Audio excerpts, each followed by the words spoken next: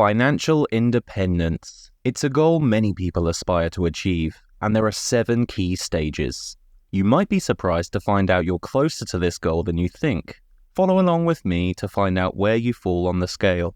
Every single person on earth begins at the first stage, financial dependence.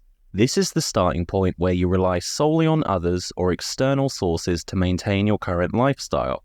We all begin life being fed, clothed, and taken care of by our parents or guardians. Because children can't and shouldn't work to produce capital, they're financially dependent. You might also find yourself at this stage in adulthood if your expenses are larger than your income and you're getting by through the use of credit cards and other debts. Once you reach a stage where you're no longer relying on other people to get by, you've reached financial solvency.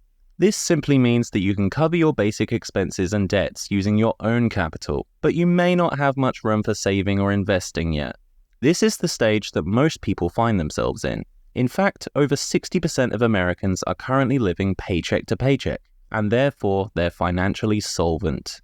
Financial stability is next. In this stage, you've started an emergency fund for yourself to cover unexpected expenses, and you can consistently meet your financial obligations without stress. A typical emergency fund is 3 months of living expenses. Having this amount saved up ensures that you're able to maintain your lifestyle for long enough to find yourself a new source of income should you lose your current one.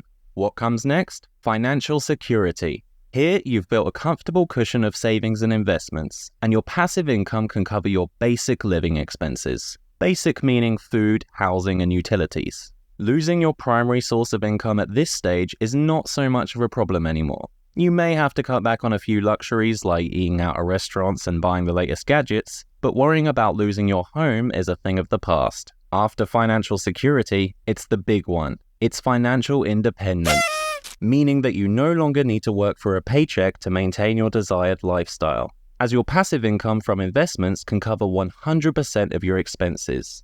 Because work is now optional, you can retire if you want to. But why stop there? How about financial freedom? This is a slight upgrade. Financial freedom is the concept that you're both financially independent and able to pursue a more lavish lifestyle. Beyond this, there's one final stage. Financial abundance represents a surplus of wealth beyond your immediate needs. You have substantial resources to make a positive impact on the world, whether that's through philanthropy, investments, or other ventures.